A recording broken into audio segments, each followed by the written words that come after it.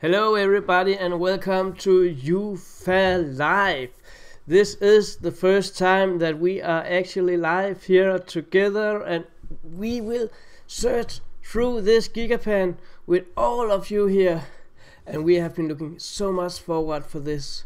So guys, are you here with me today? We have Chris Maroney here. Hello Chris. Hello Thomas. We have David Gannett with us also. Hey, TJ. Hey, David. Nice to have you here. And we have one of our newest members, Dominic Josh, with us. Hey, Dominic.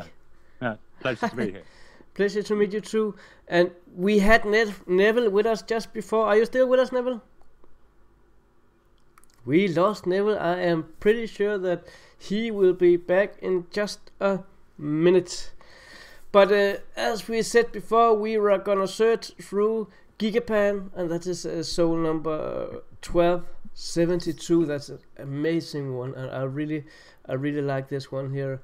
Let me just click. That was actually the wrong one. I needed. Sorry guys, that was very unprofessional here. I need to have the right Gigapan. That was this one here. By Neville Thompson. So Neville, if you can hear us out there, we are waiting for you to hook up to us again. I don't hope it was anything I said to you. So guys, are you ready to go through this Gigapan together? Let's do it. Yeah. Let's rock it. Okay. And we have, of course, all been looking at this one up here, at this Gigapan before, so we know there are a lot of stuff. If anybody of you are seeing something, then speak out loud, guys. Okay? Yep. Does anybody of you see anything up in this area? I'm just gonna make my full screen here. Full screen. Well, your thumbnail is blocking the center of the My Gigapan. thumbnail. Okay, I don't have anything on front here.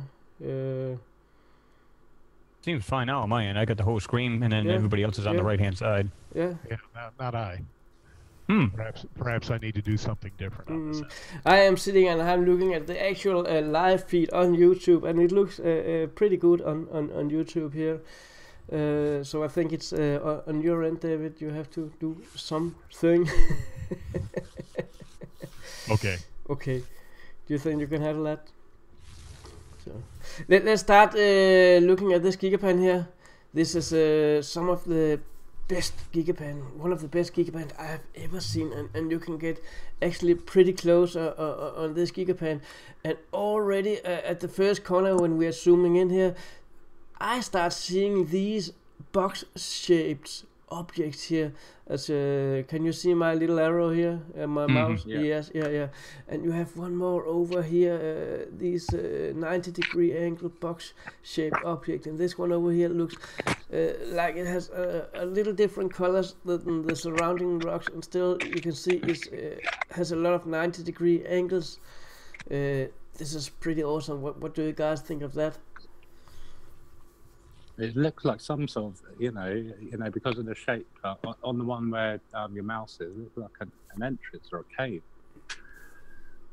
It does look like there is some kind of entrance or an opening, if we can use that word. We also have to remember that we can't be tricked by shadow, a trick of light, Yeah. as we have seen before. And I see that Dolly has joined us also. Hi Dolly. Hello. Hello. Can you hear me? We hear you just fine. We lost Chris this time, and we lost Neville. Oh no. I'm still here. You're still here. Okay.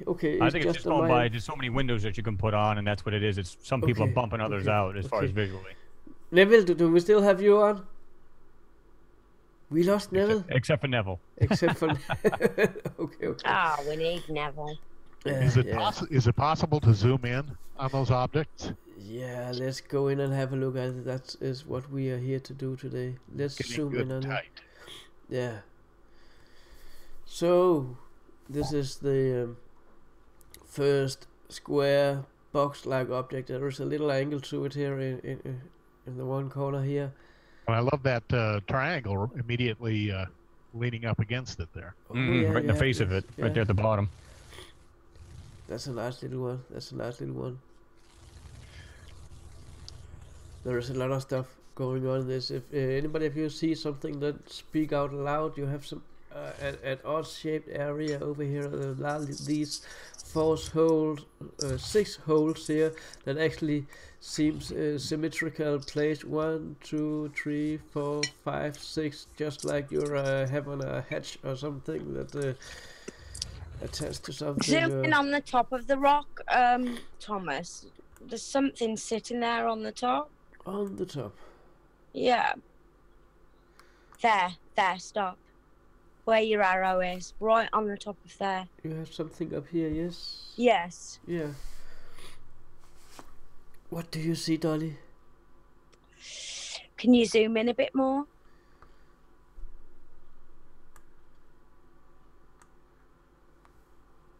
I don't know, that could just be rock. It does look like something sitting on the top of there. It's And a it's a- silvery colour, you know, compared Yeah. to the surrounding bits. Yeah, I know what you mean.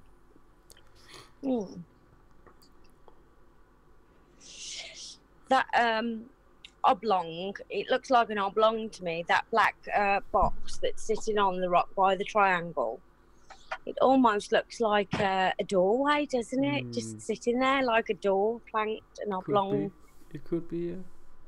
I've noticed there are any number of what appear to be hollow boxes in this Gigapan, and if you zoom out just a bit, that second one on the right, and now right in the lower right-hand corner, there's another hollow box. Mm-hmm. You see how it's all eaten out inside? Yeah. That's not natural. Yeah. And No. there's a couple more over towards the center that are very, very regular. They're filled with 90-degree angles. Yeah, you know, too, David, if you actually, that one box you just pointed out to TJ, if you lighten that up inside, there's actually something sitting in it. I don't know whether it's what it is, but clearly there's something else sitting in it, but it is hollow. Wow. You know, and you think, what would cause that? You know, you think, well, there's sandblasting, there's the wind carving and all that, but how would there be that many rocks No. that have been perfectly hollowed out to have a uniform thickness? That's just not the way fluid dynamics work. Well, here's the other thing, too. If you look right at the bottom left of that box, on the left-hand side of it, if you were to take right there where you're going all the way around with your mouse there, TJ, go closer to that hollow box to the left-hand side of it. Keep going the other way, the other right.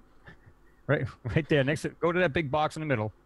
And right on the left-hand side at the bottom of it, you can see all of these, like, patterns, like, very lightly in the sand. If you were to take a burn tool and burn through that, there's more to this box than meets the eye. This sand is fake, and what they're doing is they're actually covering up things that are not natural, if you will. And that's kind of standard operating procedure. Yeah. A lot of this, I feel, is patchwork. In other words, that box is being dressed up to look like an actual rock with the texture and all, but we all know that that's not just a simple rock. Before we continue, let me just do a little trick here. Let me see if I can do it. I am just gonna set up our little UFAH intro here. And while our intro is on live right now, I'm just gonna take a few seconds here, so we will be back in just a second.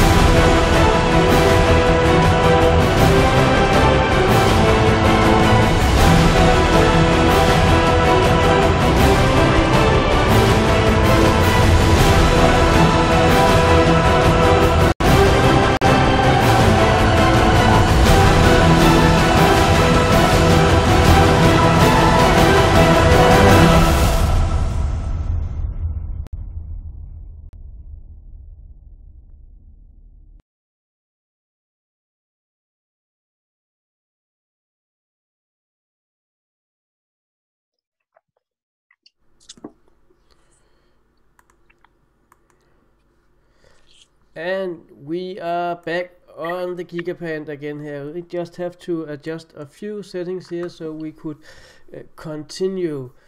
We saw these hollow rocks here. These are amazing. These are truly amazing. What do you guys think can cause a rock to be hollow like this, if it is a rock? Anybody of you have a guess on that? I'm not aware of any process in nature which would do that in 3 dimensions. There may well be that I'm not aware of, but I've never seen anything like that. I spend a lot of time outside. You know, you will find some shale formations, but usually they're pancake layers.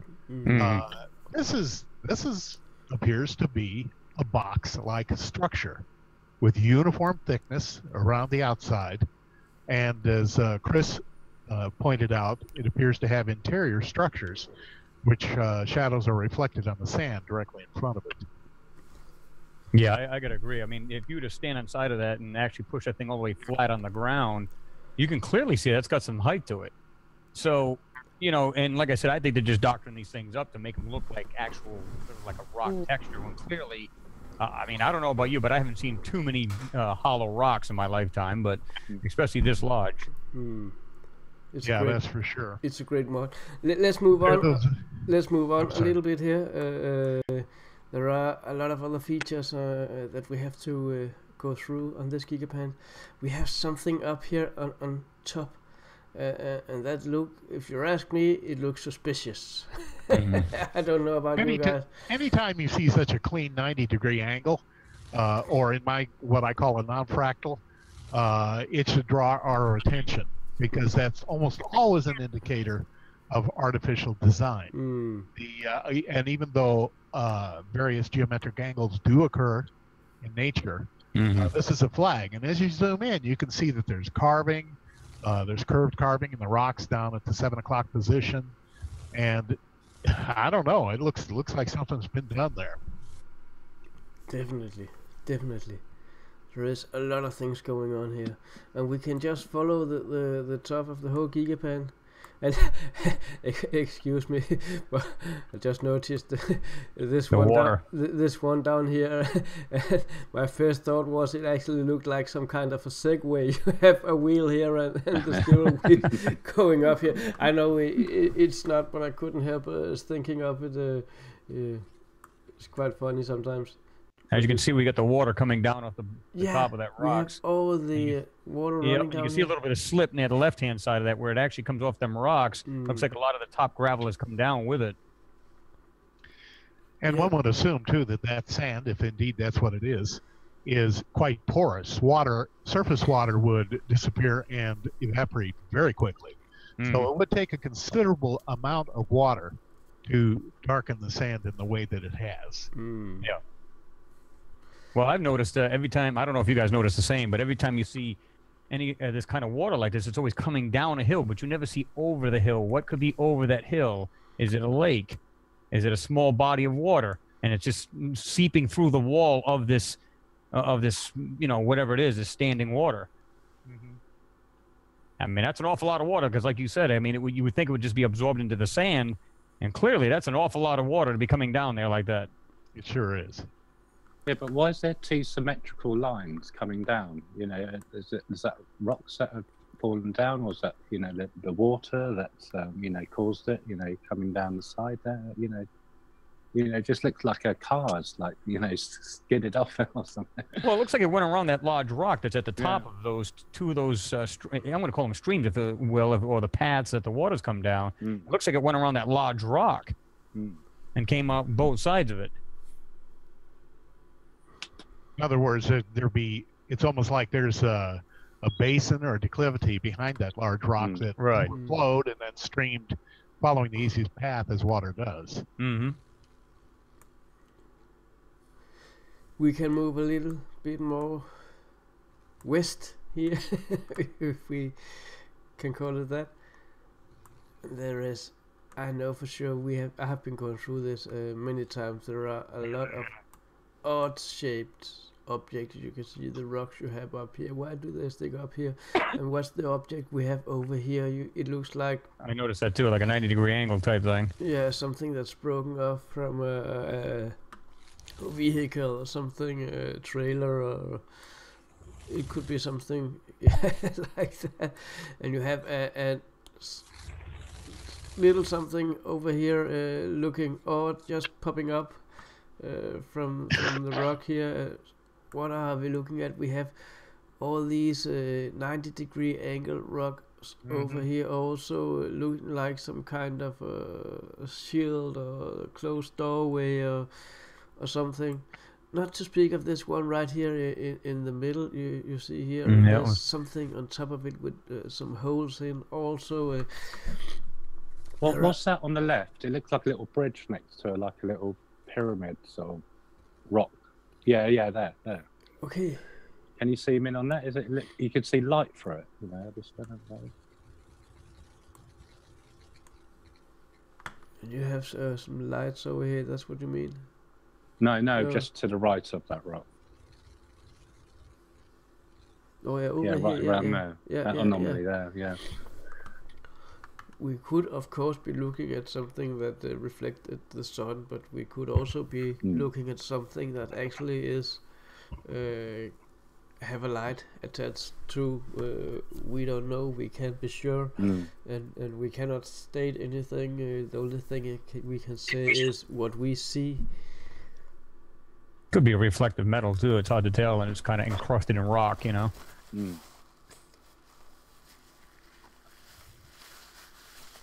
Let's move a little bit more to the right. Let's stay on top of this image here. There's another square there. Yep. Yeah. Yeah, that piece right there where you had your mouse on. Look at this, how long that is. Yeah. And it's clean, like it's got a clean edge to it. So I believe there's two things going on. I believe there's an obfuscation going on by whoever's doctoring these things up, but it's also, I believe, because of the weathering, it's literally encrusting whatever is sitting on this Martian surface. It's a weird object for sure. Truly weird. I think it's often useful to view things in context of the surrounding geology. Sometimes when these things are artfully photoshopped or obfuscated, as you say, they don't bother to be consistent with the surrounding geology, and that's your dead giveaway. That and the non-fractal angles and other properties. Just notice a gigapan like this, how easy it is to zoom out and see it from a distance, and how big it actually is. We get a good perspective. We really do. Neville has done a good job on this one. All credits to Neville for that. That's for sure.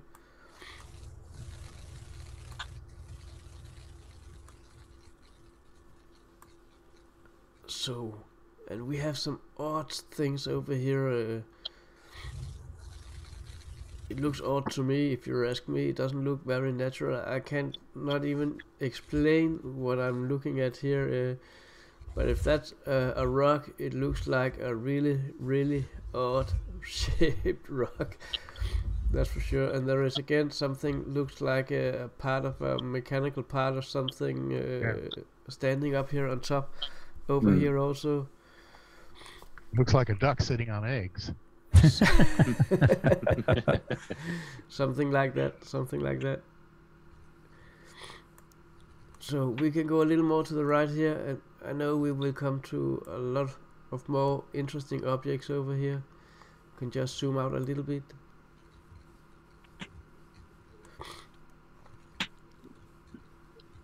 Oh, have a look at now this we're one getting to the here. meat of the bone. Here we go. Yeah. Guys, take it away. I don't know. I think there's too many. If you look at the way these so-called rocks are laying, they just don't look like something you would see in nature.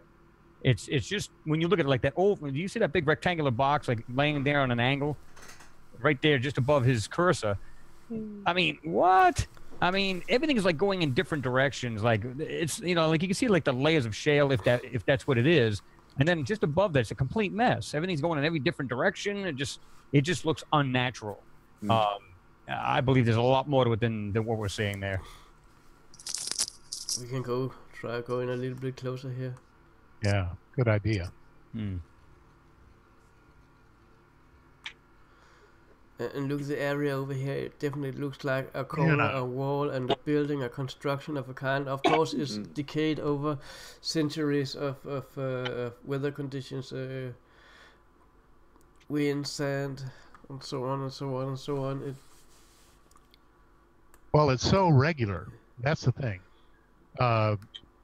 Nature doesn't do a whole lot with regularity in terms of sedimentary rocks. It does in crystals, of course. What we're seeing here are rocks that have been on the surface, which were at one time underwater and have been under centuries of weathering. And yet what we see are non-fractal angles and regularity, geometric regularity. And look at that, you're right on top of that cube there. I mean, I'm sorry, that's not natural. I think if any one of us were standing on the surface at this moment, we would want to walk over there and see what it is. And that's the clue. I think for people who are new to this, if you see something that if this were on Earth, you would want to just walk over and pick it up and look at it. That's a clue to you. Your subconscious is telling you there's something not natural here. I totally agree. I think a lot of times people fall into the trap of using these images as a Rorschach pattern, and they begin to see all kinds of dragons and lizards and tortoises and porpoises and this and that, and they publish extremely blurry photographs declaring what it is, and I think it kind of does everybody a disservice. You know, it's a challenge to find the clean anomalies and present them in a way that others can see them, so that you don't have to use your imagination. You don't have to say, oh look, there's a little guy there, or whatever it happens to be. And that's why I key off of the non-fractals, because they're a dead giveaway every time. We can move a little bit again here. Another box. And again we have something right in the middle here. An area of interest over here. And you have another more boxes, and here also 90-degree angles. And these reminds me of the stones you see at the pyramid in Giza, you know. I would estimate it, without even knowing the size, that it would be just about the same size. You're looking at this one, you can just see the three angles here. And there is this odd object here in the middle that really looks truly odd. Well, what's somewhat frustrating about this genre is that I think we all see things that we know for sure are not natural, but they're either a bit too blurry or they're not worth the work to bring them out to do any further processing on. And I know for every 2 or 3 that I select, there are probably twice that many, a dozen that I throw away. I know they're not natural, but you know, is anybody else going to agree with me? Probably not. No. Well, no. If the thing is, like you said, if you can't enhance it enough to make it visual for people to see it, then it's kind of a waste. It's a waste. Yeah. It's a waste. There's no point in wasting your time or theirs. So you go, I just can't quite bring it out. And like this, what he's right on right now, that doesn't look natural to me. It has like a slot there at the top, slot at the bottom on the left-hand side of it, and I mean, there's just 2 of them. I mean, how is that natural? There's one on the top, one on the bottom. It's, you know, it just doesn't make sense. It looks like a hollow cylinder to me. Yeah, some kind of rectangular box, and it has some features and details to it that are just clearly not symmetrical. You can see it on the left-hand side. They're 2 identical and they're the same length. What's the chance of that? Not many. There's not. But there again, you know, if you cleaned it up and presented it, majority of people are going to say, "Oh, it's just a rock," you know. And hey, can't blame them.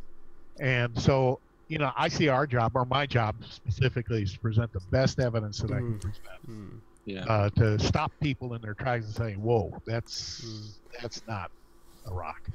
No. Before we move on to the next wow thing that is just around the corner, you can almost see it. I'm just gonna mention that for those of you that live in the US, we have the 6th annual Mars conference in May 2017 in Mobile, Alabama. And you're gonna hear me say that a lot of times in the next many upcoming videos, and you can go to marsmoonspace.com and check out the Mars conference, where I also will be speaking, and one of the pictures are actually one of the things we are going to look at a little bit later today. So go to marsmoonspace.com, check out the Mars conference, the 6th annual Mars conference 2017, and go get your tickets already now. You get a 25% discount here in January and February. Let's move on, because some of you probably already saw it up here. I've done a video on this very piece right here. Yes, so do Dolly and I. Yeah. Yeah. Come on. That's natural.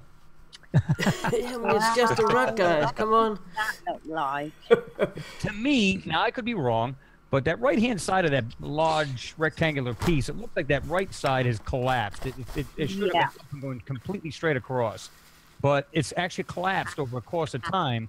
And, of course, it got weathered and everything else, and there's rock and everything attached to it now. It's just, but you can see how it's like on the left-hand side, it looks like it's been broken apart. Like part of the outside of it is actually fallen off, and you can see the interior of it. So whatever this thing is, to me, come on. This thing is not natural. We had so many theories and comments on this one, from the National Bank of Mars to Mars tunnels and spaceships and constructions and jump rooms, tubes, you name it. There has been so many comments on this one on Facebook. It does really looks like a construction that is collapsed. It's a truly amazing one that deserves a lot more attention.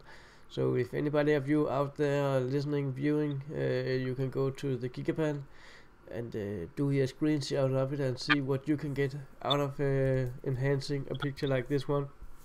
Please do, and upload it in some of the UFAH groups here on Facebook and show us your work with this little beauty here. David, you were about to say something about this one? Well, it still blows my mind that even with the much improved clarity of the PDSs, that they're not able to image better than they do. I suspect that there is an imaging system on all the rovers which is superior to the PDSs, because we should be able to zoom in on this and get within a foot of it, so to speak, visually. And yet we're seeing the blurring start, and if we zoom in, it's not going to get a whole lot clearer. It's just very frustrating, because they're looking at stuff that for some reason we're not able to image. This is the closest we can get on. Before it starts to come apart. Yeah, exactly. That's just the weird. That's just. Don't you think that's just the weird shadow? It just rides in the middle, so I can't explain. Well, and what gets me where your cursor is, that lighter piece. Well, now what's up with that? It's a totally different morphology than the surrounding rock, if that's what it is. Why is it white when everything else around it is gray and black? I mean, what's up with that? And we have this little odd piece here next to it. It looks like box shapes. If you look at it from top, you would probably say it was a ladder or something, but it looks like some boxes, something odd strings. It's not always easy to put words on your mind when you're looking at stuff from another planet. If you go to the right of that whole object on the top of that hill there, Thomas, just move it aside a little bit, go to your right a little bit, move the whole screen. You can see that edge right there going right off the top. See that top of that? There's like a whole straight edge, and then it kind of angles downward. Do you see that? Going right from that object that we just looked at the very end of it on the right, and you can go all the way along that length, and then it kind of drops down like something's completely flat to the right of that, and then drops down. Again, to me, that's not natural. That's just, Yep. Gotta agree. Now, what about that on the middle? Have you guys seen that too? Drop down right in the middle of the screen with your cursor. That triangle right there. Yeah. Just go back. Come back a little bit more towards the center. Right there. Right there. Now look at the bottom of that with a shadow. It's actually got this perfectly straight line underneath it, on the right-hand side of it. It's got a perfectly straight line, and it's got a shadow under it. There's no way. That's actually something, to me, in my eyes, that's intelligently made. And what they did is either by nature, all of this stuff is gathered on top of it. Now, I don't know what it was. Couldn't tell you. But clearly that's something, I mean, that perfectly straight edge underneath on the right-hand side of that thing. Come on. Come on. There's something there, and either they've doctored it up or it's been weathered. One of the two is going on. You look at the geology surrounding it. Nothing else has that pickled look like this piece does. It's covered with bumps. It looks like ostrich skin. But everything else around it is sedimentary and worn smooth by sand and dust polishing. So, again, why? What is this thing that's in the middle? Yep. Me and Dolly and I had this one up also in one of our videos. Remember that one, Dolly? Yes. Yeah. And what I suggested was that if you took this corner here and match it to this corner up here and did the same to the other side, you would have what could look like a wing of a kind, a navigation wing or something sitting on something that once maybe had the capability of flying. I don't know, it was just a wild speculation, but it actually looks like it fits up here on the area up here, and it's a shame we cannot see it from the other side, because I think there is something similar on the other side.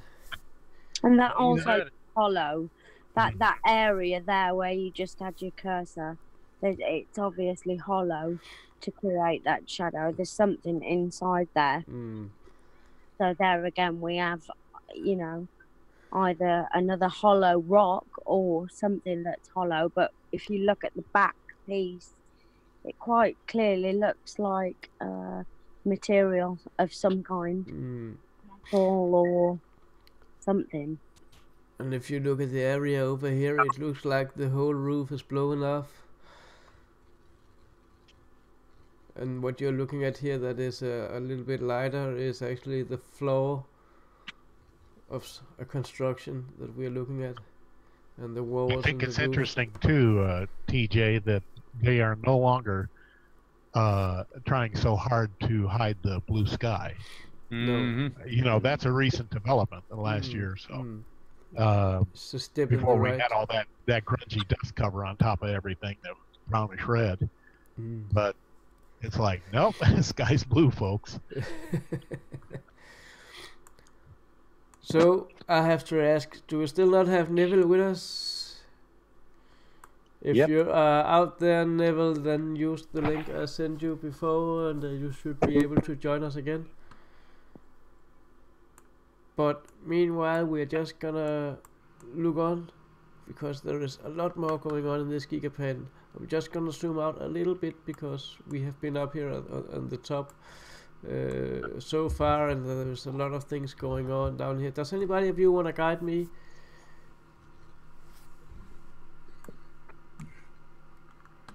Easy now.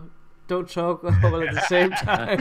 It would be nice if we each had a means of pointing at something. Oh, I know. If you go, well, there was one thing on the way on the left-hand side here, but that's fine. You can keep going up there. That's interesting up the top there. Those little white there in the corner.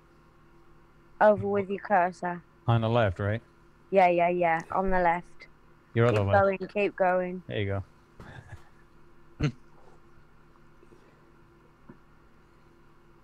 And just drop down right there. You can see that white area. Yeah. Oh yeah. And up here it looks like there is some kind of cylinder laying here. That also have another color than the surroundings. Actually, there's some red in it, and green and blue. But maybe there's lots of little white bits scattered everywhere along the whole top. And right towards the other corner, there's something like square shaped and white, and it's got shadow underneath it. Interesting. Now, I Yeah, personally interesting. be interested to know how other people look at these gigapans. In other words, do you just kind of take a medium distance look at them, zoom in on things that catch your interest, or do you go over it inch by inch, so to speak? I mean, what do people do? Yeah. Well, I personally just go with what catches my eye, and I think that's what most human instinct based, goes on.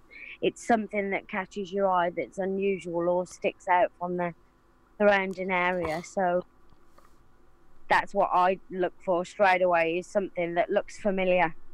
Uh-huh. Yeah, it's human intuition, isn't it? To look for that. Well, since I'm retired and I have the time, I like to go in, especially a gigapan where there are like 20 or 30 snapshots already. And I go in at full magnification and usually back off about a notch. And then I do a search grid, just as if you were in a boat, pulling a magnetometer behind you. I kind of mow the lawn up and down very methodically. It can take me hour and a half to get through a gigapan. But I usually end up harvesting anywhere from a half dozen to a dozen anomalies that everyone's completely missed. And not because I'm smart or clever or anything. I just take the time to go in and really look in a very systematic way from one end of the gigapan to the other. And you definitely have to fine tooth everything. You know what I mean? Fine tooth comb everything, go through it methodically, because there's so much here to see, man. It my really gosh, is. yeah. And that's the thing. You find some debris fields where it's just like there are literally scores of anomalies. In other places, I've come across a couple where I didn't find a single thing. Doesn't mean they weren't there. It's just that I didn't see them. Or they're just well hidden. I mean, they've got a knack of blending everything so well and turning it into, like, rendering it a 2D as opposed to a 3D. So you don't see any depth, and that's why a lot of these things are just not seen. Well, and I find that interesting, too, because I do process a 3D and view it in 3D. And a lot of the anomalies, classic anomalies that you would all be familiar with, disappear in 3D. You realize, oh, wait a minute, that other rock 20 feet behind it is what looks like it's part of this, So I wish we could have some kind of 3D rendering of PDSs, but I don't think that they have stereo cameras doing that for the PDS. I don't believe so. I have finally managed to get my live chat open here on my tablet. I wasn't prepared for that. I could not get it open just by using the link. So I finally changed my settings here. So, and I have there's a lot of feeds in here. Oh, there's at least 30 comments already. That's nice.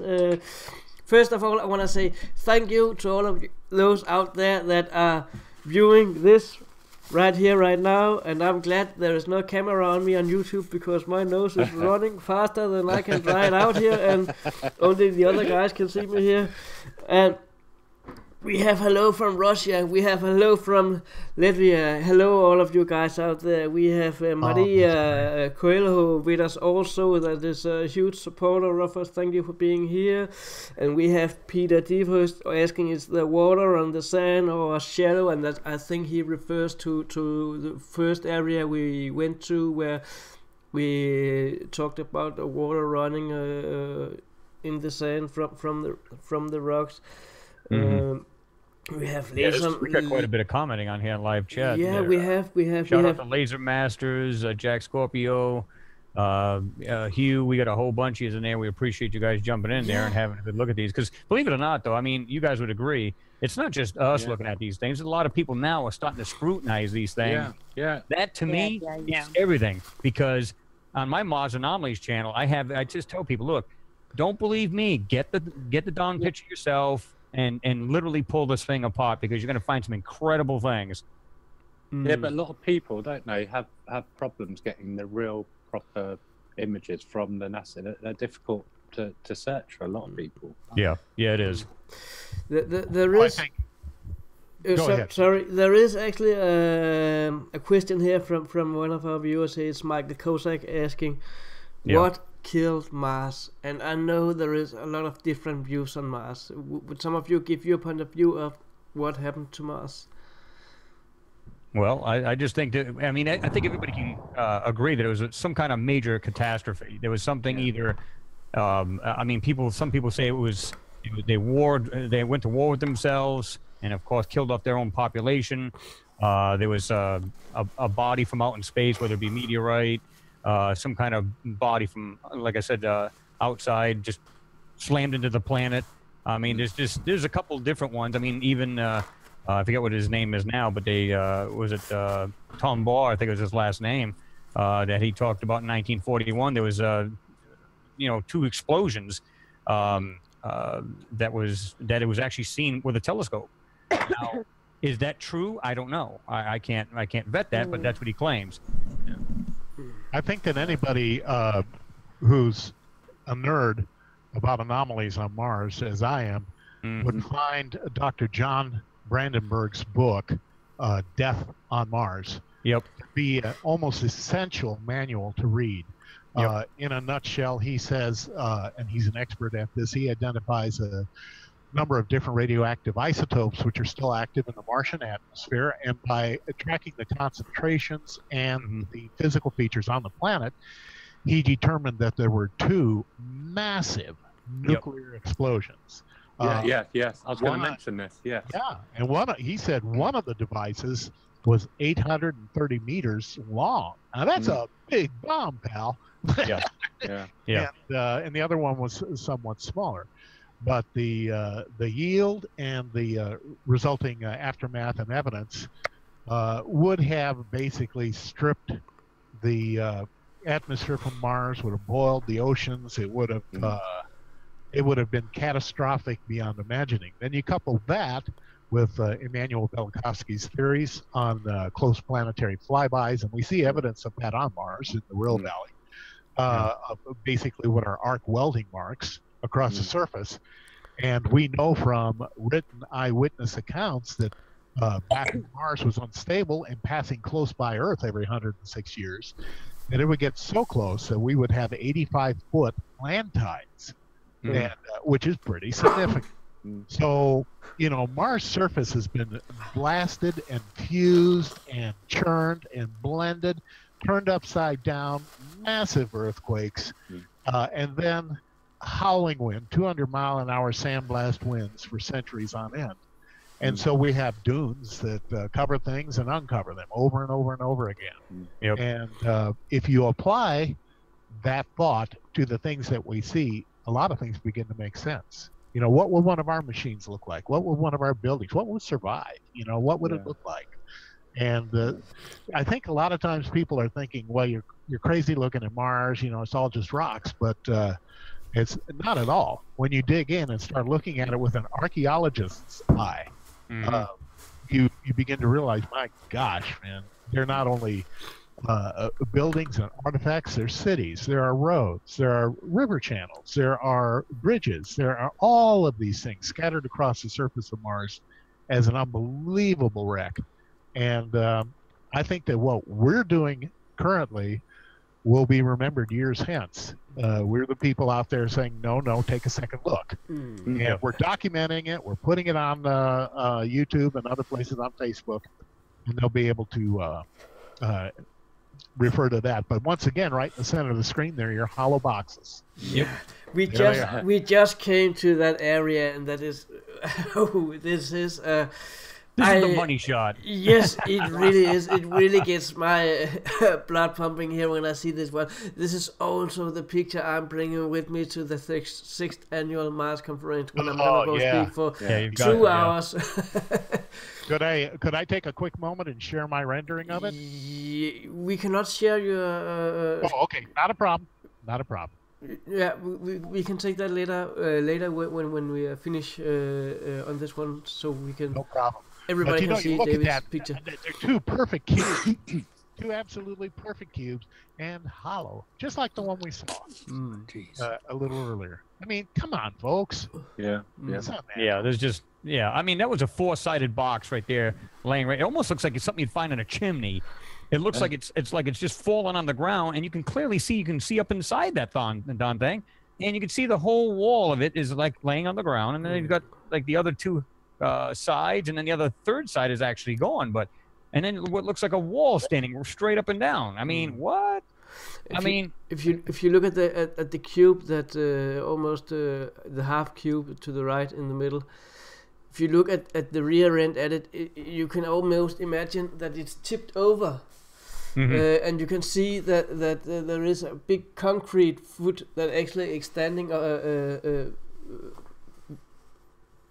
horizontal up, straight up, and I believe that is the bottom of it, and it's actually something that tipped over. Yeah. And you talked about. And you said something important there, TJ. These things look to me like reinforced concrete slabs. Yep. Like they had rebar in them, and that they were poured as walls or containers or chimneys or whatever they happen to be, that they were portions of buildings. You know, just like we have on top of a building, we'll have all the air conditioning equipment, generators and all that, and we house them in light but strong enclosures to keep the weather off them. That's kind of what comes to mind when I see these. They're obviously very light. They're light in the sense of not solid rock. They've made these things as thin as they can and yet retain the structural integrity and use the cube form, which affords the most cubic footage of any form. So these were utilitarian. There was a use for these. We don't know what it was, but they were designed intelligently. It's clear to see.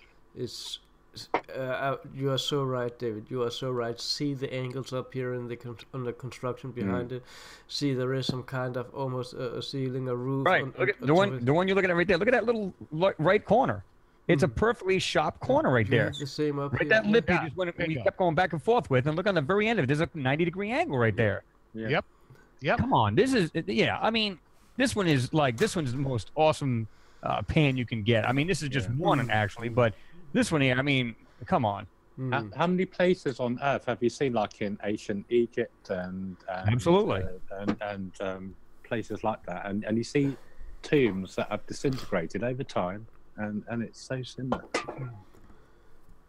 Yeah. I mean, if you drop down from that box or that cube, it looks like just drop down a hair bit and go to the left. It's got that other large rock or whatever that is. Keep going. They're right there. Look at that one's actually hollow and got pieces sticking out of the bottom of it. Yep.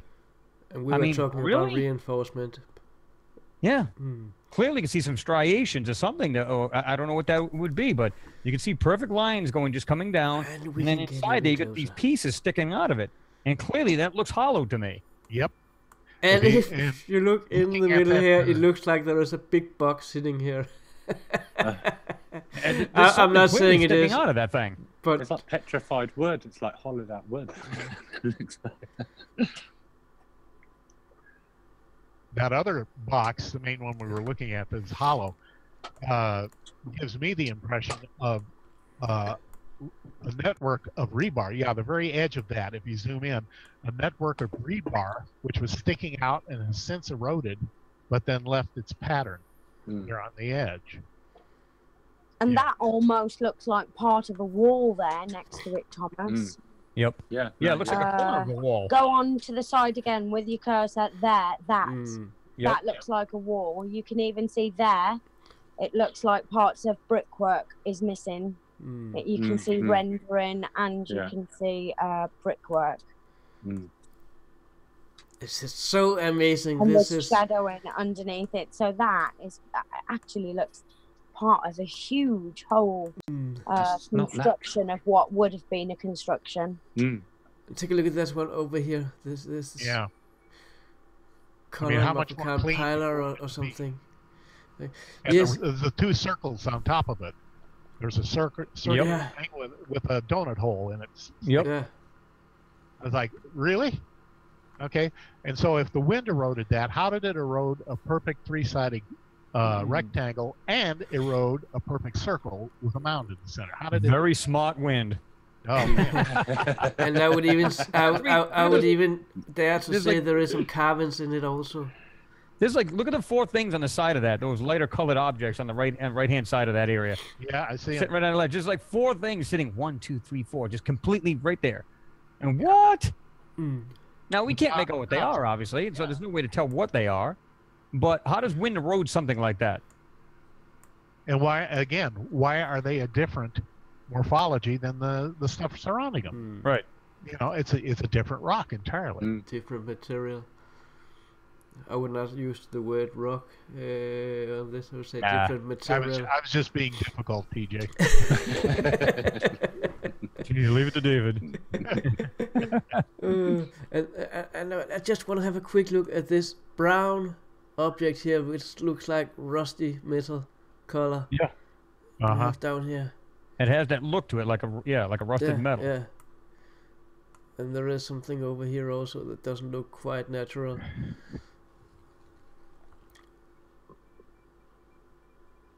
And this one here, you can see, if this one is a rock, then it looks like it's hollow inside and carved. If anybody of you know about 3D printing, I would say one of the only ways, not the only, but one of the few ways you can create something like this is by 3D printing, when you have to make something hollow inside like this one is.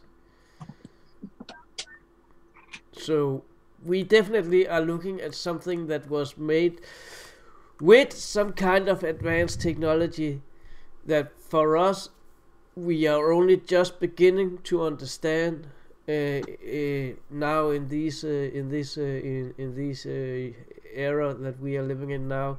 I think much of what was built up there was built with technology that is way too far-fetched for us to understand how it works. That was highly advanced, Thomas. Highly advanced. Exactly. My snotty nose here prevents me from finding the right words. It sounds like Rudolph over there, Thomas. No, what do you mean? So, but I think we all will survive here. We have something more over here. There's this little odd fella here. Looks like a bended pipe or tube or something. We got our pearls down below that. There they are. The water coming down. See the water, a little bit of dampness coming down through the rocks. Yeah. Yep. Yeah. Yeah. What is that little slip? We keep seeing these little slip things down on the rock, like someone carved something in that area where the mouse is. Once again, sorry. Yeah, it looks damp. It looks like that's water that's come down there through the crevices, and definitely looks like a damp area. Yeah, definitely. And while we are looking at this, I want to go back to one of the comments because before one of the guys asked what did we think what's happened to Mars, and we talked about catastrophes and stuff like that. And let me see if I can find it again here. It's poor old Fred is the name. Mars is not dead. They operate underground, look for caves, and then see how they are decorated. The same civilizations are on Antarctica right now. I think that poor old Fred here is right on that. Mars is not dead. The area the rovers are in are probably dead, or a minimum of living entities in it. But Mars as such, no way that Mars could be a dead planet as such. What do you guys think? So underground caves, civilization? I'll have a quick comment on what that guy just said, because if you put ice on Mars, it would look like Antarctica. And we're only looking at Antarctica through pictures from planes. You can't zoom in. It's poor quality, and you got Google Earth that people are digging out stuff, but you zoom in and it's this rubbish quality. It's not we haven't got a rover going around looking at this stuff, and I find there's similarities between the two. If there was more ice on Mars before it was its atmosphere was destroyed. Yeah. But the top and bottom of it, the top and bottom of it here, guys, is that you can't see these things is because they don't want you to see them. And most of the images that everyone's getting of Google Earth and Mars, they've all been played with, doctored and whitewashed. Because they don't want you to know that anything ever happened up there, and it's quite clear to see that this is a Martian planet covered in debris, and we're finding it. Yeah. I mean, it's as simple as that. I mean, I don't know if you guys seen this too. Rich just commented saying, says it's water and it's, let's face it, then what is Mars temperature? And, you know, anybody can go on there and just look for, you can get an app for your phone. I mean, it's got, you know, it tells you the temperature, and the average, it's REMS. It's called REMS, and you can look this up and just put Mars weather. If you got an Android phone, look at it in your store, and it'll literally tell you the temperature. I mean, it's anywhere between 61 degrees Fahrenheit. It's been 65, 70, and the rover has actually read a temperature of 104 degrees Fahrenheit in the shade. There's more methane now, they're saying, than there was. Which is a byproduct of biological processes. Yeah, I mean, come on. I mean, don't get me wrong. They say it could also be volcanic, and okay, but I thought this was a dead planet. Yeah. What about the methane? They say methane, you know, it's either organic or it might come from rocks. It's like methane doesn't really come from rocks. The sort of methane that they found. Yeah. You know? I mean, right now they're saying, like, if you look at the Mars weather, it says for SOL 1590, it was 59 degrees Fahrenheit. Yeah, yeah. I don't know about you, but I could walk around in shorts. I mean, seriously, I'm not playing. I can literally walk around in shorts on Mars right now. Don't get me wrong. You know, they claim that they're saying, there's a little bit more oxygen now than we thought, which, come on, they already knew this. They got the thing up there flying around. It literally went through the atmosphere, sniffed all the atmosphere. It knows what's there. I mean, again, the methane, there's water on Mars. I mean, you guys see a pattern? Like some ingredients for life, or that could really support life. And I believe that they are living underground, because clearly, listen, if something catastrophic happened to Earth right now today, do you think everybody'd be dead? No. They'd go underground. Exactly. They'd simply go. We got all these DUMBs, these deep underground, you know, bases. Yeah, military bases. Sure. We got all these bases around. We've got all, and don't think they couldn't take it like, you know, take everybody on like, you know, just couple thousand people each of these places. I mean, some of these things people claim, like some of these truck drivers go in there, and it spans the whole width of the United States. They can drive right through the United States. What the hell? So I think we would not be dead. I believe, and we've got the seed vault. We could all, you know, this planet would not stop existing just because we had some kind of weird catastrophic event. I think we'd be fine. You know, don't get me wrong, there'd be a lot of people killed off, just like here on Mars, but clearly they're still alive. You can almost bet scavengers come out, you know, so on and so forth. So, yeah.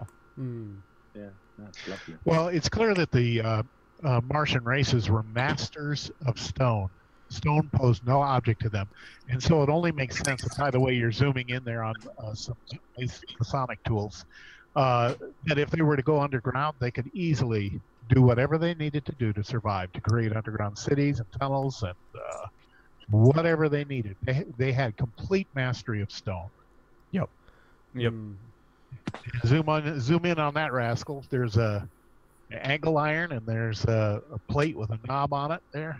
Or some kind of hole or knob. Yeah, it's got a shadow to it, actually, so it is protruding. Yeah. Which it does take you to question the Sumerian and Anunnaki history that has been discussed about them also being on Mars. It also ties in with some of the stories and myths that come from that. Yeah. Anyway, that right there is clearly non-fractal. That is not natural. I'm sorry. No. It's hollow. Nope. You could just like see these bits and pieces of like objects. You couldn't tell what they are. They could be parts of objects, and you could just see the shape of them. It's intelligently designed. It's not something that's just, you know, natural. I mean, you could clearly see natural rocks there. Obviously, there's natural rocks there too, but you can see these things like his cursor right there, that plate, like you're talking, what? No, I'm sorry. That's now, TJ, directly in the lower right-hand corner is a guy riding a motorcycle. That guy right there. Or what looks like it. I mean, it does look like the guy's kind of hunched over on something. It's a rat sitting on a gearbox. And that could be a pareidolia playing games with it, but yeah, it does have that kind of weird look to it. But look at it. I mean, zoom in. He's got 2 legs. He's riding side saddle, 2 legs at the knee. He's wearing a backpack. He's got his arm up in the air. And he's creating a shadow. I mean, come on. Who knows what that is? Wow. Yeah. But that is not natural. That could be the remnants of a statue. And you have a square hole in look at the carving in front of him, and also the rock behind him. Yeah. Look at the crosses and the V's and the angles. Is it Machu Picchu in Peru? And there's fake remnants. Or, And then if you go directly the front of the motorcycle down to the 7 o'clock, there is a block. Now the other way. I just need to take this one while I have. Absolutely. 2 blocks Absolutely. here. You see here, and this looks like what we have up at work. We have I work at a building supply grocery store for entrepreneurs, and these looks like when you're building a carport and where you are the concrete you are mounting the wooden pilar on that's supposed to keep the roof on the carport, and the one you dig down in the soil. Yep. And another one here that seems to be hollow or cut up. Something here that doesn't look natural, and you have a almost complete square box here, perfect square features on this rock down here. Sorry for interrupting you, David. Where were we going? No, you come directly across in the center left, and there's a big black block sitting right there. Just an inch, go another inch or two to the left. There. Okay, look at that. That's a perfect block. Another one it's sitting on top of, and it's been badly weathered, but you can still see 390-degree angles on it. Indeed, yes. And you have this one over here as well, as I was zooming in on before. And It looks like it's got like a letter or something written right in the front of that rock. See it in the dock area? Go to the left of it. Right at the left, right there. It looks like there's something carved right there. Yeah, zoom in on that. There's something there. It looks like there's some kind of emblem, some kind of carving. Weird. Looks like a coffin, doesn't it? Buried or some sort of building, and I don't know. And it's got some kind of ridge run right from the top to the bottom of that on that. So I don't know what the hell that is either. That's weird. There are too many regular angles on that one to be natural. And then look at the clear delineation between the light and the dark, almost like it had a covering of a different stone. Right, it has like a Terminator, like a termination mark, right? Yeah. Truly. And these are amazing things we're seeing here. Thomas, go to the top of the hill for a moment. I want to see something. There was some white object before we get to the other pieces, but go up and go to the left a little bit. All right, keep going because it's past this other objects we looked at. Where did it go? Right over here. Keep going now. Zoom in a little bit. All right, right there on the left. Stop right there. On the left-hand side. Keep going to the edge of the screen. Your other left. Keep going. Right there. You just passed that white piece. That cylinder. Go to the right just a hair bit. That white piece sitting on the ground. What is that? It's got a slot going in one way and a slot on the other. That white piece right there. And you can see where they look like they try to fudge that thing out, or it's just because of maybe just a bad resolution. It could be, but it looks like there's a slot there, like a slotted area, and then the right-hand side of that white thing has got a slot going in the opposite direction. Yep. You guys see that, or is that just me? No, I see it. It looks to have a core to it as well. Yeah, exactly. I mean, these are just things that you just don't typically see, man. It just, come on. It's a perfect arc. It's a perfect section of a cylinder. Mm-hmm. There's quite a lot of it scattered around as well in there. Yeah, I think this is all debris, to be honest with you. I think it's either been, like I said, naturally encrusted, or in addition to, I should say, it's just CGI been laid over it to block out what it really is. I think there's a combination of the both going on, but there's just, I mean, come on. I mean, these things are just not natural, and I don't know why scientists are not looking at these things and scrutinizing and going, what is going on? Asking NASA, what is up with this? Look at the terrain around it. Why are they all black rocks or blue rocks or whatever they are? It's weird. It doesn't compute. Look, I find it so ironic that they call it curiosity and they show any curiosity at all. Well, you guys know as well as I do, though. That's about it. Drive that sucker over there and look at it, for crying out loud. Well, I mean, David, you know as well as I do. I mean, you know that they probably checked this thing out. And being that it's got a telephoto lens, this thing can eyeball it right and see a fly on a buffalo's rear end. You know what I'm saying? So, yeah, you're right. And they're seeing all of these things in nature. In other words, they're seeing it completely natural. They're not seeing anything. Obviously, they've obscured them and, changed them, modified them. They're not seeing any of that. They're seeing it perfect, whatever it is sitting right there. And like, whoa, wow. Good Maybe catch. maybe they should change the name from Curiosity to We Don't Care About That City. Well, yeah, the latest download from Apathy 1. Sweet child got many names.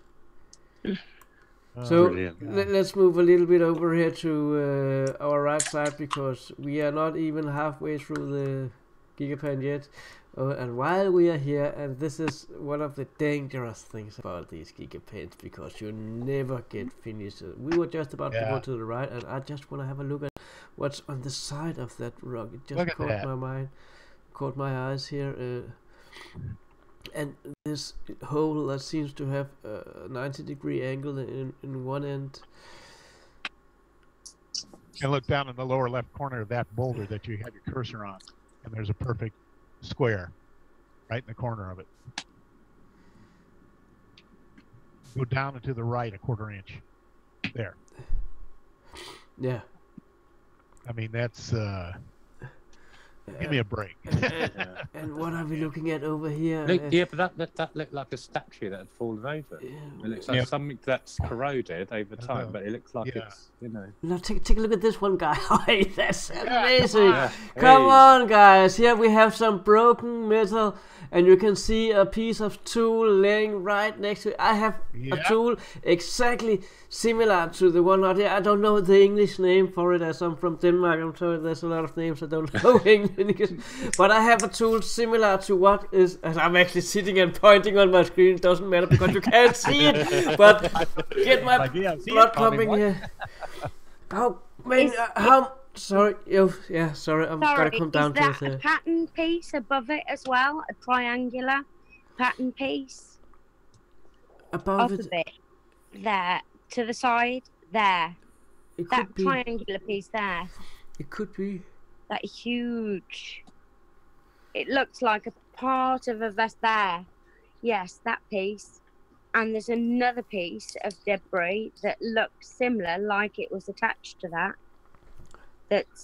It looks like a broken pot or vessel or something. Mm-hmm.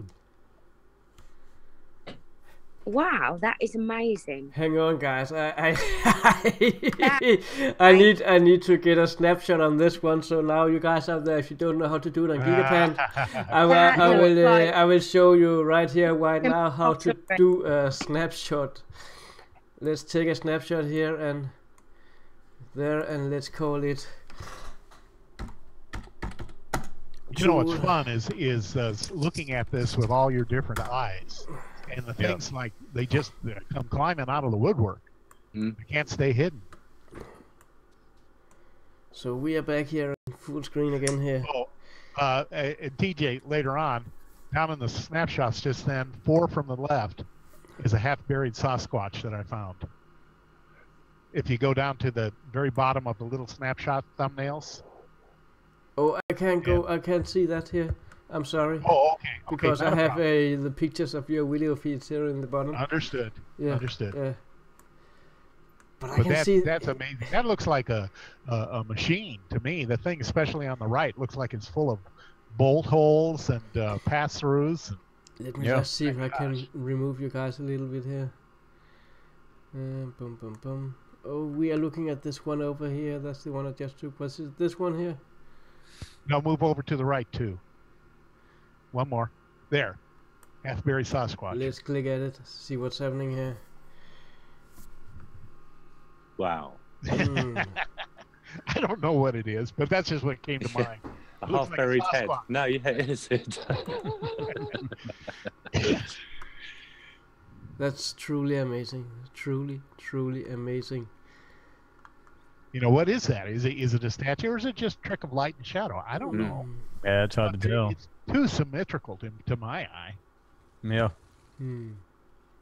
It's the face on Mars, another one. Is it the tiny face on Mars? Yeah, but to pick that out, that's a good find.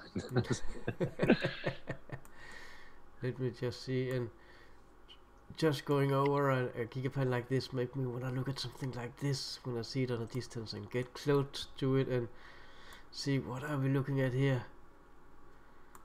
Again, something that doesn't look like Oh, I'm sorry. It's just a rock. Isn't that swamp gas?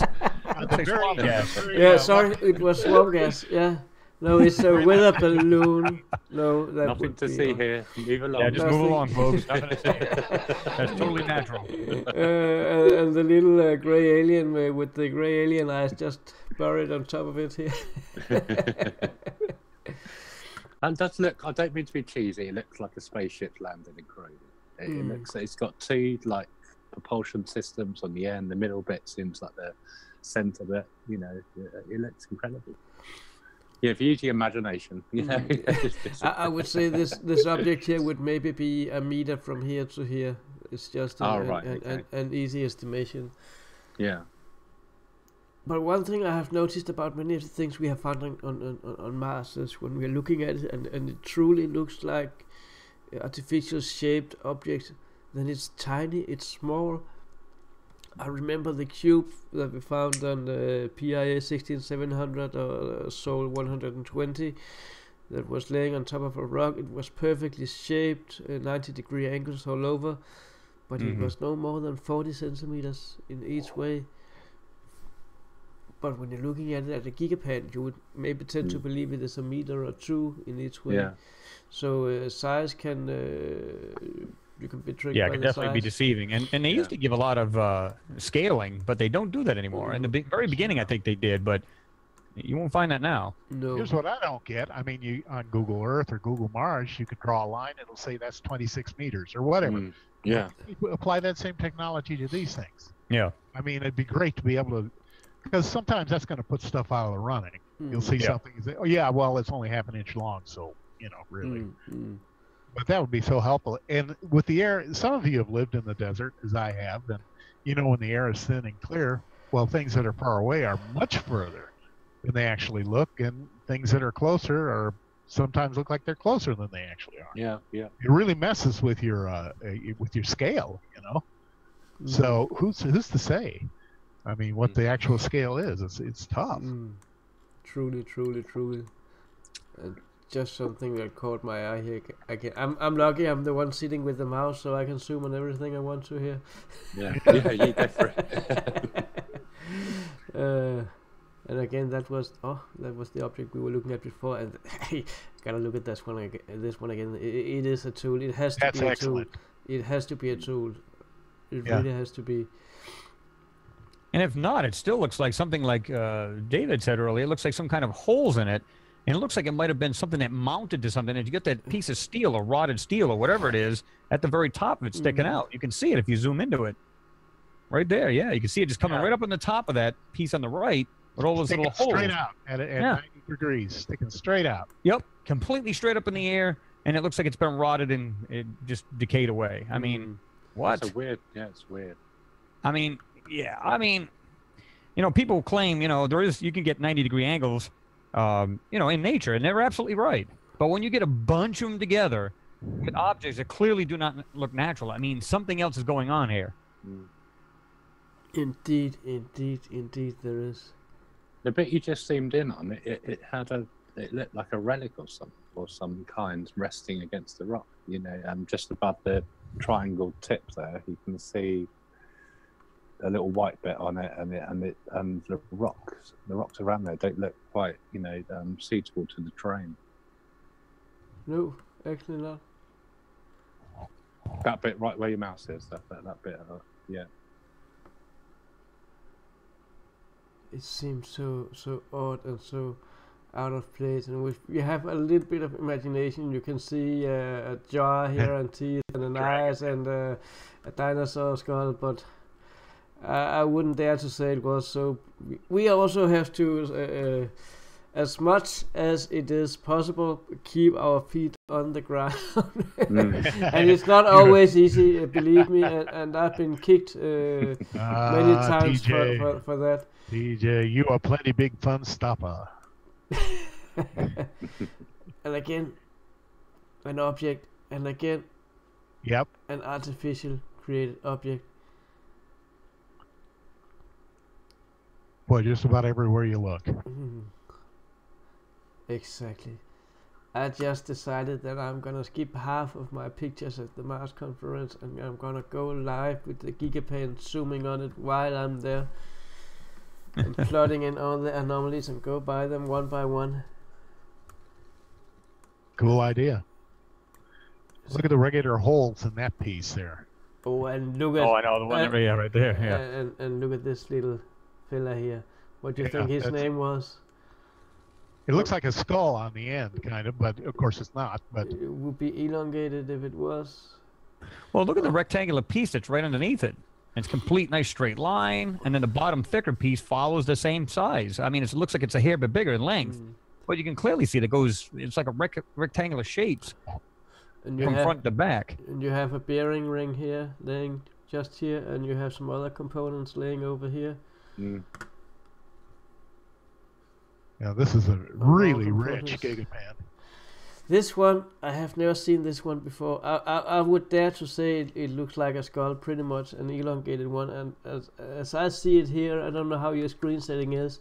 I see that it's not in one with the object behind it. I see it's separated out here, but it looks like, if you don't look closely, that it's with the rock behind it.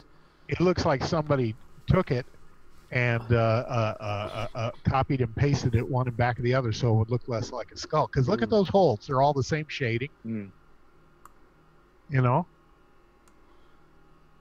Yeah, that's just an object that's got a bunch of holes in it. One of the two, but either way. You know, but the end of that thing, I mean, come on. Yeah. There's no like doubt. A skull to me. Yeah, there's no doubt in my mind. It doesn't have any teeth, kind of like Nev, but...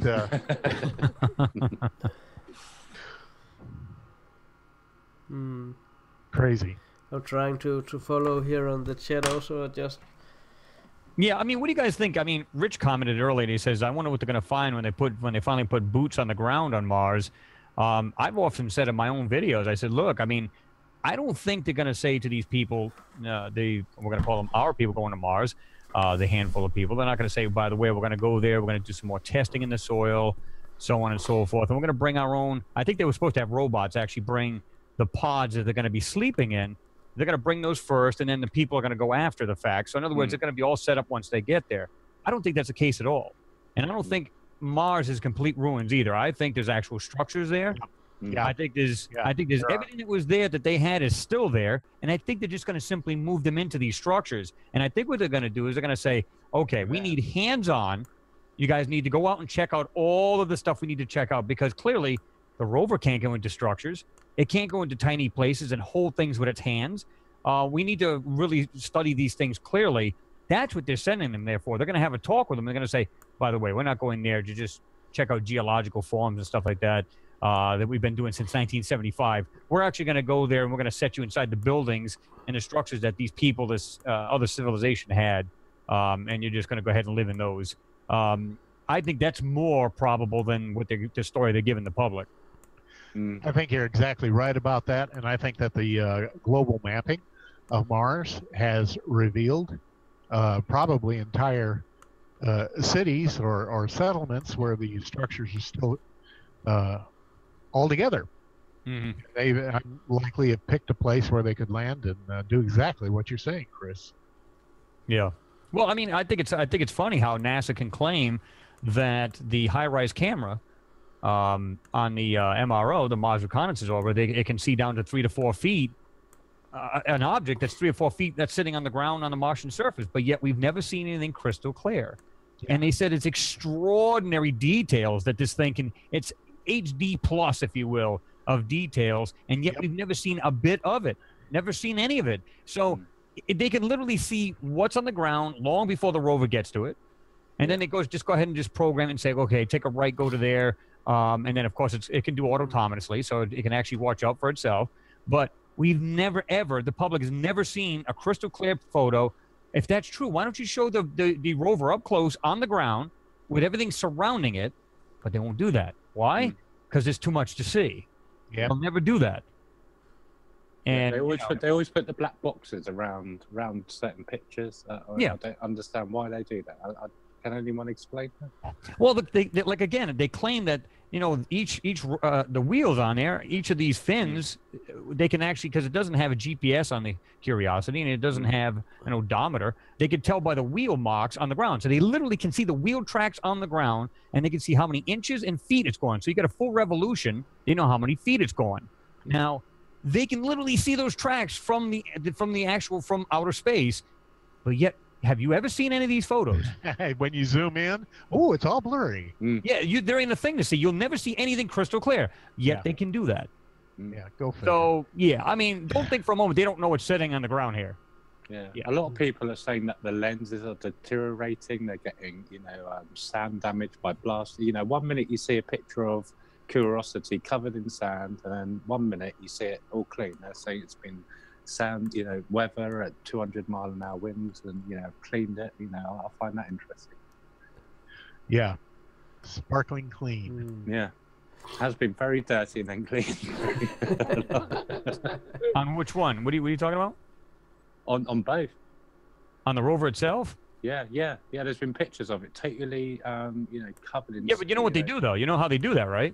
Yeah. Seriously, there's nobody sitting there with a mop and just kind of dusting it off. They do an electrostatic charge on the outside body of the thing, and it literally pushes the dust off the rover itself. Wow. That's what they claim. That's what they say. So it's an electrostatic charge on the outside skin of the rover and on the panels, and it literally pushes it all off the rover itself. You know, I would think they'd have to think about this if there is windstorms like they claim there are. Okay, so at some point they got to figure a way to clean off these things. So what do they come up with? If you insulate the outer shell to the inside electronics, you can easily do that. Yeah, it makes sense.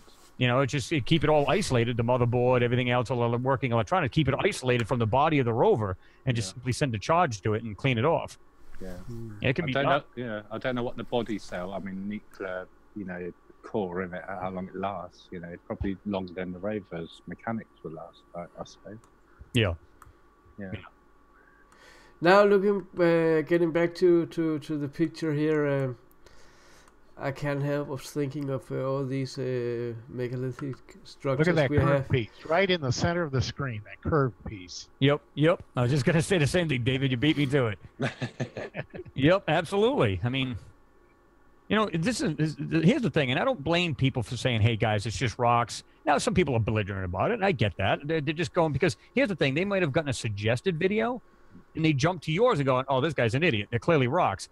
But if you understand how NASA first of all, you got to understand how the rover actually takes the photos, and you know, and then how they go about manipulating these things and obfuscating, and then you kind of get an idea. Okay, maybe this clearly isn't rock because some of the things just in this Gigapan alone show that it's not natural. So once you go, okay, is it possible they're putting like this rock texture on whatever this object is, or is it encrusted? But I mean, what we've seen so far in this Gigapan, clearly there's things that are intelligently made. So I don't blame them for saying it's a rock because it clearly looks like a rock. I mean, a lot of things clearly look like rocks, but that doesn't mean that they are. And if they get into it and really start deep searching these things, and I give people props for doing that because once they start getting, they go, Chris, I didn't believe you at first. I thought you were full of crap.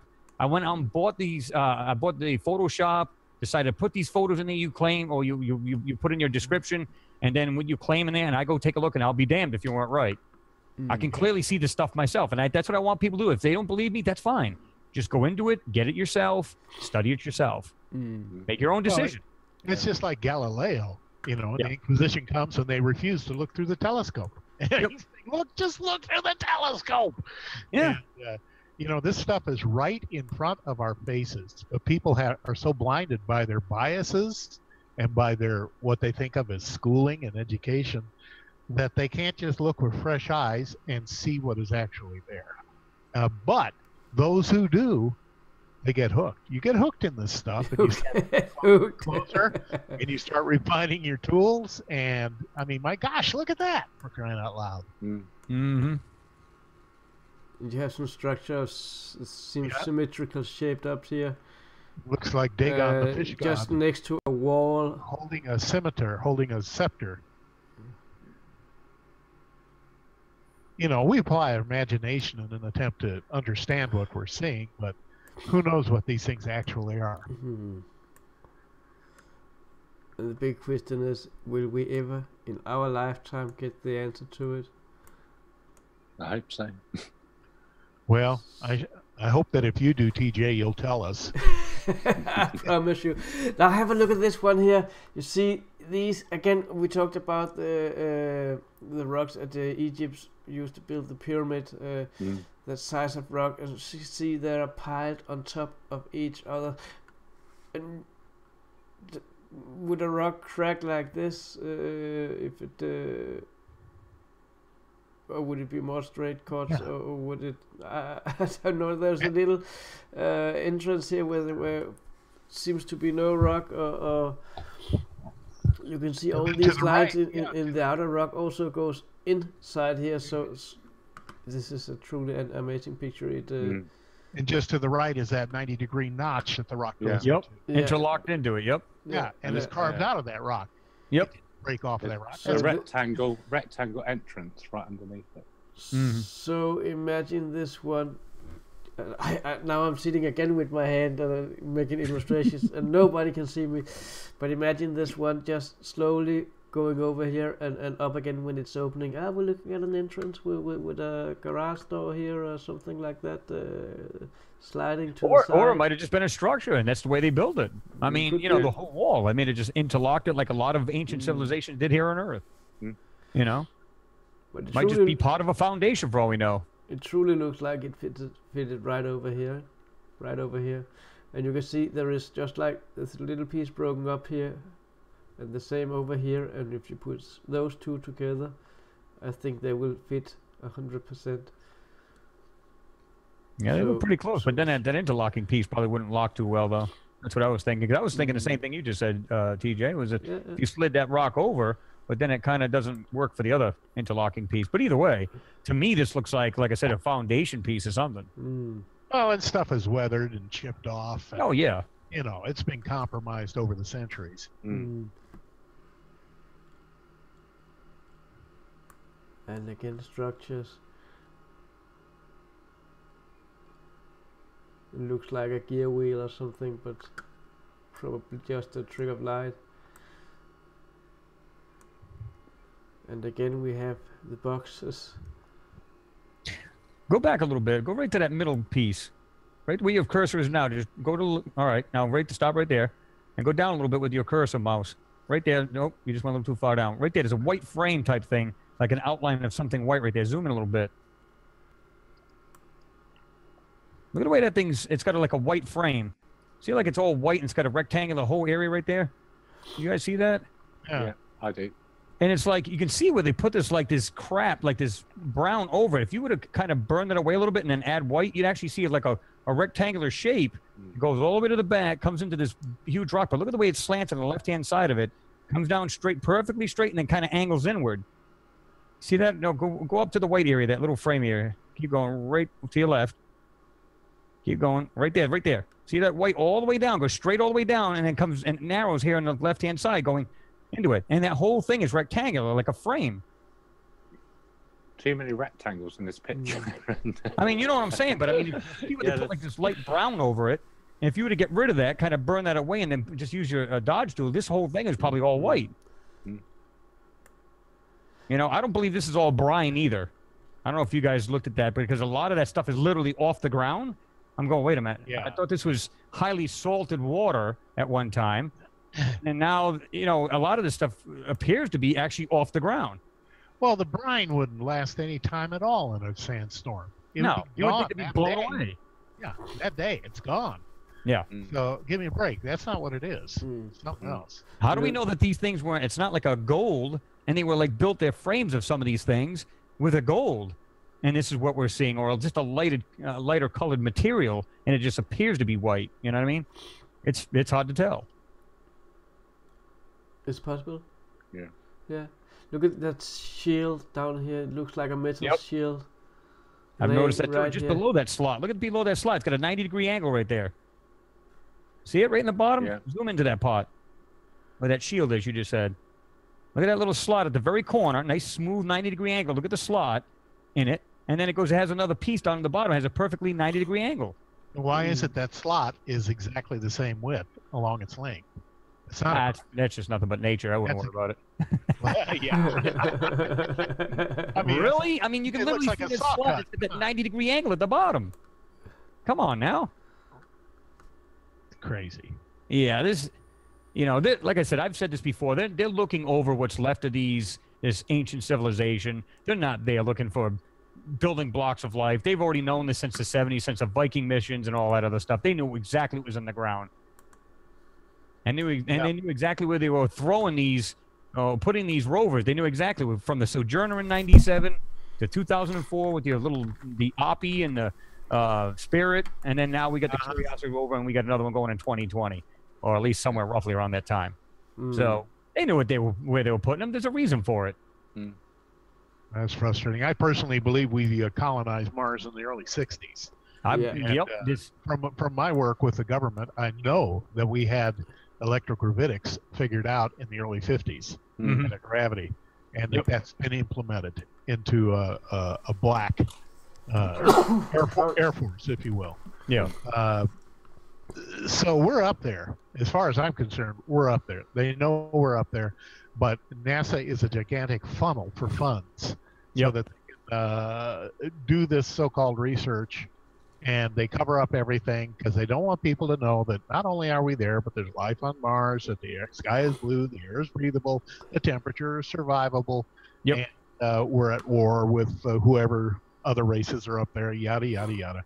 And as you do your research into the ancient history, you clearly see that we had that technology millennia ago as well in the civilizations that have since been destroyed, like the Ramayana civilization, the Atlantean civilization. You know, and we also find that I have found on Mars, I've found structures and symbols which are Buddhist. I've found Sanskrit clearly written.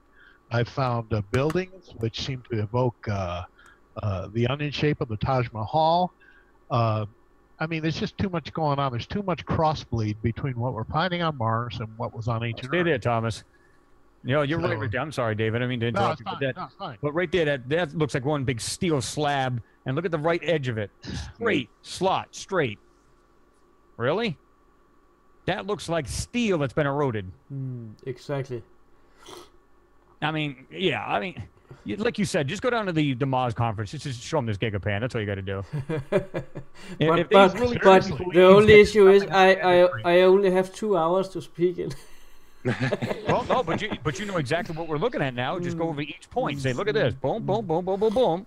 Do you really think this is all just naturally made?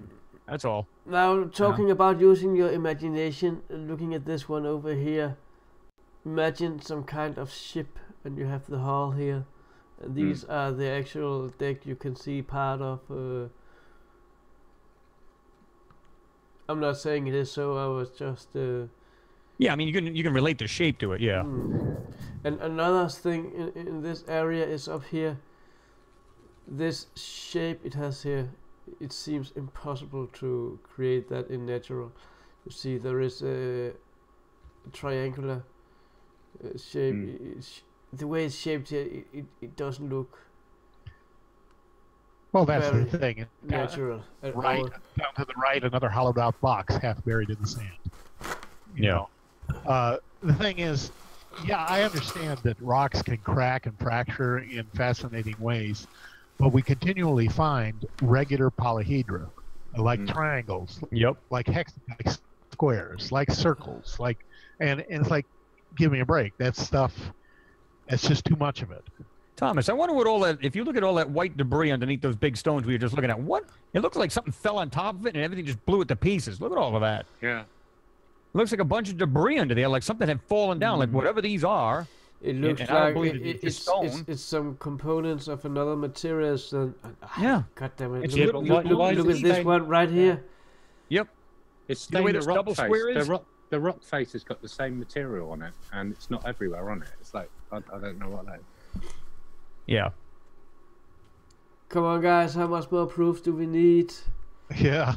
Look to the left. We are looking at right, the proof. just to the left of your cursor. Right there. The slot's cut in the circle in the center. Yep. Come on. Perfect circle right there in the center of it.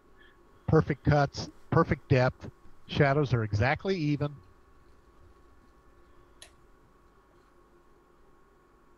This is amazing. It's truly. I don't know what that white stuff is, but if it had been blown off the rock face or whatever, it hasn't been blown away through 200, 250 mile an hour sandstorms and stuff. Why is it settling there? Well, it's so smashed up. It's like, how did it get broken up like that? I think, and it's just a simple theory, if you take a ferry for a demolition yard and just leave it there for all eternity, you would see the hull would start to crack, all the paint would be gone, and some of the materials used on the inside would maybe last longer than the iron the ship on the outside was made of, because of its different components. Something would be made of plastic that would be easy to disintegrate, would decay probably easier. Something is made of other materials that would last way longer, and I think it's the same we are looking at here when we're looking at all this white stuff. It's part of a material of some of the constructions that probably haven't been the outside of it, but something from the inside that doesn't decay as easy as the rest of it probably would have or have done. I don't know. I'm still amazed on this picture here. And we have this one over here. We could literally go for hours and hours. Yeah, we have been going for 1.5 hours, and I was actually trying to rush a little bit to the end here also, but as I said before, we are on a Gigapan, and you get addicted and you cannot stop. We have something over That's here right. also. Well, when there's this many things in there, I mean, you can't help but to go, wow, look at this one, wow, look at this one, and just continue on. I mean, yeah, I mean, this is crazy. There's another one. Yeah, you can't let go of it. I had the same problem. I get into a picture, man, and it's like hours. I'm stuck in there. We have the famous one here. Yep, the one looks like it has like these rooms or some kind of compartments or something. Looking at it from a different, it looks like you have a face up here, but going closer, it looks like you're just looking at, as I said before, imagine a ship or a construction, and the outer wall is just simply gone, and you're looking straight into what used to be apartment once, or cabins, or whatever. A lot of the material is gone, and we are only looking at the toughest material still standing. The question is, how long time has it been standing? And there is a wall over here also, probably connected to this one, somehow fell off or something. It's truly amazing. And then this one here looks like petrified when you wood. have your cursor on this, what's so weird about that is it broke clean straight down across the grain. Hello? Yep. How does that happen? Have you ever tried to break something? I mean, all the striation is running down to the right. Yeah. It broke across there. How did that come about? Almost looks like an old tree trunk, doesn't it? Look at the very bottom of the screen. Looks like a bottle laying right there. See it? Got that long neck to it right there. Go down a little further there. Oh, yeah. Right, This to one your here? right. Right to your right. Oh yeah. Right there. Yes. Oh, it's a rock. Don't worry about it. Yeah. Don't worry. Oh, what a It's just relief. rock. What a relief. Yeah, I'm just happy it is. I Yeah, just me too. thought I we mean- found something. I mean, don't get me wrong. Is there rocks in this photo? Absolutely. I mean, you can see there's rocks everywhere, but they're not all rocks. Like I said, they're not going to go. How much money are they spending on these missions? Are they really truly going up there just to look at rocks? I mean, how many times can people looking at it going, wow, look at these photos of these rocks? I'm going, do you really think? Here's the thing: when they first started off with the Curiosity rover, they had two motherboards. One of them took a crap not soon after they landed, and the thing started taking off by itself. The main motherboard went bad. So they're on the second one. Do you really believe that they're going to go, hey, you know what, guys? Why don't we just take 1 million pictures of just rocks? We got nothing better to do. This is a multi-billion-dollar friggin' mission. But let's just look at rocks. I mean, they're just so cute and just contoured and shaled and all that other pretty stuff. Let's just keep looking at rocks. There's no way. Come on now. Yeah. You're not gonna. It's like yourself. If you knew there was, let's say you lived on a lake, and somehow you didn't notice this, but there was this nice castle on the other side of the lake. First of all, you're going to try to use a telescope or binoculars or something to see clearly, right? But if you can get to it, you're going to get over there as fast as you can and try to see what's in there. And if you had to spend money to do it, you're going to make sure it's well worth your time and money to go there. You're just not going to just waste his time to do that. Yeah, you don't want to go over there and go, oh, shoot, I forgot this or I forgot that. You know, it's like, I mean, no, go ready. You're going to be well equipped. That's all there is to it. And you're going to go there for a reason. You're not going to spend all this money just to look at rocks. And clearly, the MRO, without them even setting down any kind of rover, knew exactly what was on the surface of Mars before they even set these rovers down. They must have sent it there and went, oh, my God, look at the stuff that's on the surface. Get some rovers on there now. And there you go. Like what was said earlier about the strange impact craters and stuff. You know, they're actual orbiters that actually took geometric or some sort of sensors, and they discovered nuclear deposits, isotopes on the surface that were not natural, and they don't know, why that's happened. Well, the funny thing is the Curiosity rover seen the 2 big methane clouds. Yeah. I'm going, wait a minute. Yeah. But this thing's close to the ground, meaning these clouds, and yet this rover picked them up, and they were huge. They weren't like a cow fought. These things were huge. They took a spectral analyzer, and they can see this. And I'm going, and these things were huge. So what sets off that kind of huge cloud of this methane? Yeah. Biological? It's like a release, it's like a biological, volcano, of gas, exhuming every now and then, I just reading in the comments here, and I just realized we lost Dolly's because she got kicked out. I was going to say the same thing. I'm she sorry. got kicked off. Yeah. They got knocked out. Never came back here. We don't know what happened, and Billy just had to cancel today, and so did Martina, and Will also had something he just suddenly had to do. So we are about to be at the end of today's live broadcasting with the UFAH Family of Anomaly Hunters. Guys, this has been awesome. It's truly been... This is something that I want to do again for sure. Absolutely. And I don't know about how you feel about it, guys, but I would love to have all of you and a lot of more people in it next time also. Yeah. Thank you, Thomas. Thank you. That means a lot. The question is, this is new for us to do this. So the big question is, should we do it once a week or once every second week? I would think I would say that every second week for a beginning we maybe could come back with a 2-hour show like we have today, discussing a new Gigapan next time if we can find a Gigapan just as interesting as this one. Oh yeah, trust me, we can. Yes, I know. There's so many of them. Oh, but, God. What's so much fun for me, like I mentioned earlier, is seeing this Gigapan through your eyes as well. Yeah.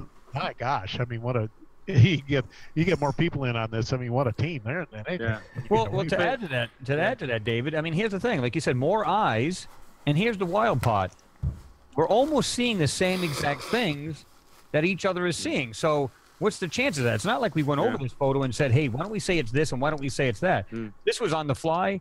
This is the here and now, live as can be, and we've all saying pretty much the same thing, what we've seen, pretty much the same. So and other people are starting to see the same things we're seeing, our subscribers, so on and so forth, which we appreciate big time. But you know what I'm saying? It's like they're seeing the same thing going, you know what, I totally agree with you. Or if they do differ, it's not much in a difference. So I'm glad everybody's starting to take note and starting to really observe these things more and more. I know it would have been very helpful to me early on in my so-called career as an anomalist to have something like this to watch and participate in. Wow, I see what you're talking about. Oh my gosh, that didn't look like anything, but now I see it, Yep, absolutely. From an educational standpoint and for our new people coming on board, this is fantastic. Yep. It truly is. It truly is. And with these words, we are going to end it for today, and I am going to find